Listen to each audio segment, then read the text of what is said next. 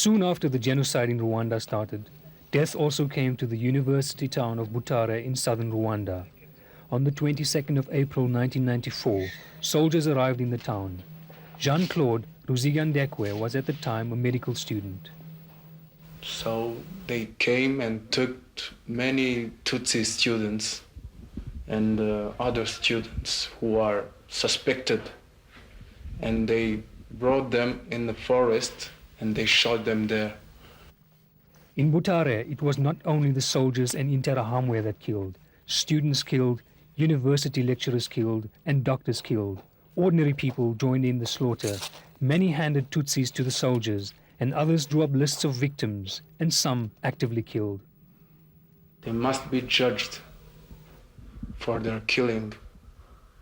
And they were also in collaboration with some of the students. They also must be judged. Butare is the intellectual center of Rwanda and was a haven of tranquility before the genocide started. It was also the only district or prefecture in Rwanda with a Tutsi councillor or prefect in charge. When the genocide broke out, killing was slow in Butare. In fact, many refugees from Kigali and other areas in Rwanda fled to the hospital in Butare to look for safety and refuge. The Tutsi prefect was murdered and an army colonel installed. The killing campaign had to be intensified. The newly elected Prime Minister, Jean Kambanda, went to Butare to urge his followers to join in the campaign to exterminate all Tutsis. He also gave them weapons. Kambanda, the Prime Minister, went there to appeal to the people of Butare not to be left behind. They were urging the people not to become onlookers when the rest of their brothers were busy doing their national duty. They would tell them that they should get rid of the vermins from their midst. The local people adhered to his call. According to some estimates, 4 out of every 5 Tutsis in the district of Butare were killed in the genocide.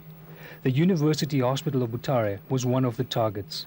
Many were killed in the hospital and churches where they sought refuge. The comprehensive 1,200-page genocide report of the human rights organization African Rights says that several doctors and medical personnel actively participated in the murders. They handed Tutsi patients over to the soldiers and Interahamwe to be killed.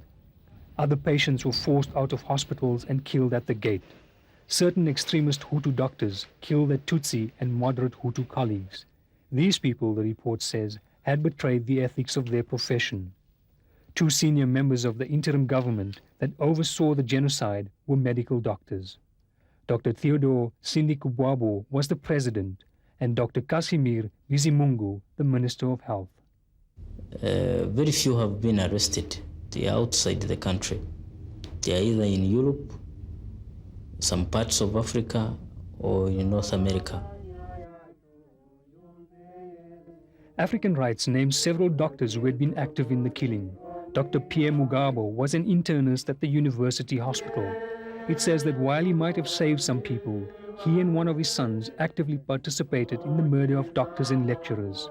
The report says they were among the Interahamwe soldiers who went to kill the refugees. Their victims included children.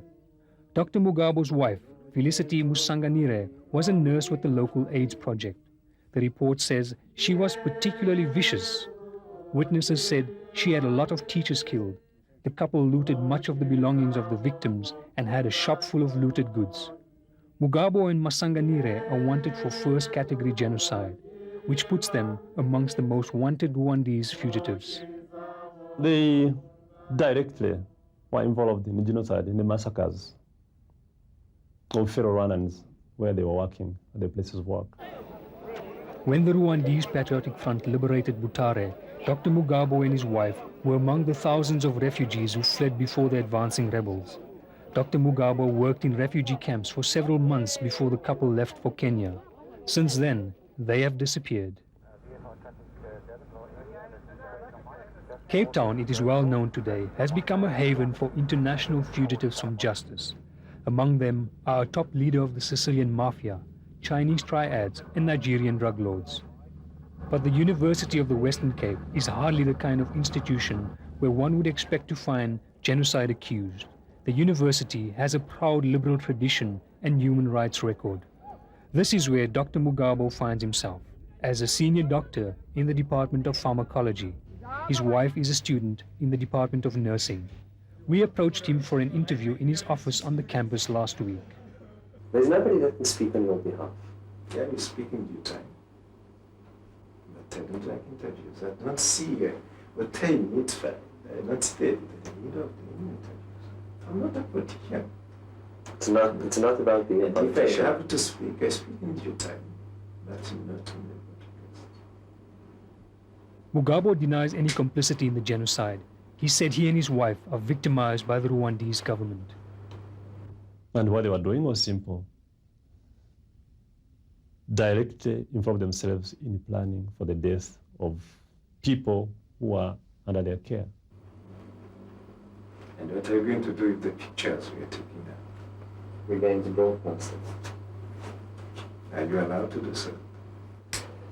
What the government of Rwanda is doing, we put categories of the most wanted criminals, especially the planners. We look at the professionals. Professionals involved in planning for the killing of, and using the peasants and all that, the mass to kill. I don't allow you to give me I need to present my picture on broadcast. But in due time, and I'm sure that we have to talk again. No, I'm sure you have to. Yeah. But at that time then, I will allow you to do so. The Rwandese embassy in Pretoria has officially requested the extradition of Dr. Mugabo and his wife. The Rwandese government wants them to be arrested and sent back to Rwanda, where they would be incarcerated and stand trial on charges of genocide. The Department of Foreign Affairs confirmed the request and said they have referred it to the Department of Justice. South Africa, however, has no extradition treaty with Rwanda. Within the laws of your country, if at least you can't give him to me, then please apprehend him, especially when it regards the crime against humanity. If you can't give him to Rwanda, you apprehend him. You do justice for the sake of humanity. Don't let him roam around. Yes, we are aware some are in South Africa, others are in many other countries. Yes, South Africa is one of them. There are some who are hiding in South Africa. Most of them get here illegally through the porous borders, especially between South Africa and Swaziland, South Africa and Mozambique. Sometimes it has been seen that they get some help to sneak into South Africa illegally.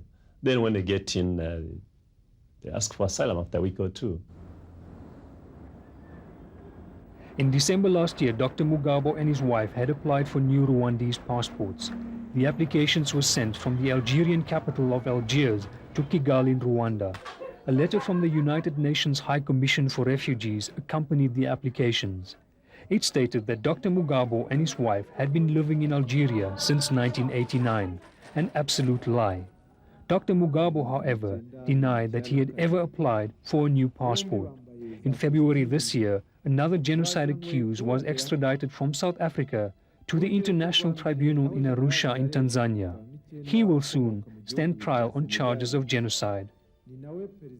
The mayor of Commune Mabanza in Kibuye province, it's Western Rwanda, was extradited from South Africa to Arusha in February 1999 by the UN Tribunal. What is he accused of? Well, he planned, organized, and directly involved himself in the killings of people in his district. This Rwandese journalist who had followed Prime Minister Kambanda on his genocide campaign was Gerard Butare, a university graduate and member of the government party. When the Rwandese Patriotic Front took power in Rwanda after the genocide, Butare left the country and came to South Africa, where he worked illegally.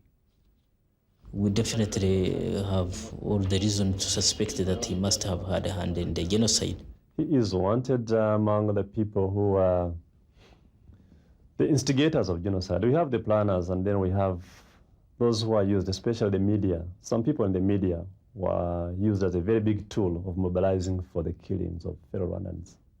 Well, it was shameful I would simply say, put it that way, the journalists really went out of their way and supported the genocide. He came to South Africa.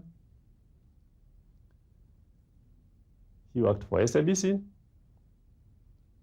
Canal Afrique, I think. He was jailed here once, trying to go to Canada with illegal papers. I think he got help from one of the churches, the Methodist Church. Got him released, of course with the help of other suspected Rwandans. And I think after release, he worked again around here, and then he's gone to UK. We have to bring people to justice. Justice after genocide must be seen to be done anyway.